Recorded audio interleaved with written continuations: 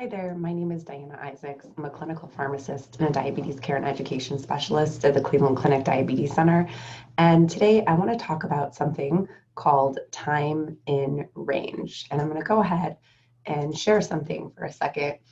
So this is showing time in range, and this is often a metric that we use in continuous glucose monitoring. And what you see here is actually an image of a day going from 12 a.m. all the way to midnight.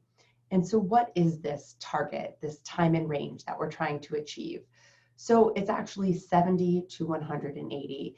And people often ask, where does that come from? I'm actually amazed. I do a lot of classes, and when I ask people what their blood sugar goals, I hear all kinds of things.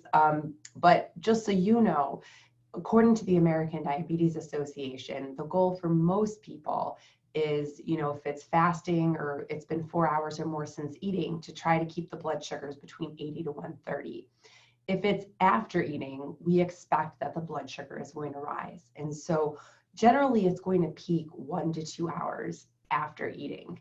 And so the goal is to try to stay under 180 at that point. Now, the reason time in range is actually 70 to 180 is just because that we consider a low blood sugar to be under 70. So coming back to this, you see on here, flat, narrow, in range, right? And the idea being that we're trying to keep it in this range. But I just want you to know that it is normal that when you eat, the blood sugar is going to rise, and it will often, it will rise to 180, it may rise higher. And so what I find to be very reassuring is, according to our guidelines, the international consensus on time in range, which became available last year in 2019, the goal for most people is to be there 70% of the time. So what that means is you don't have to be perfect all the time.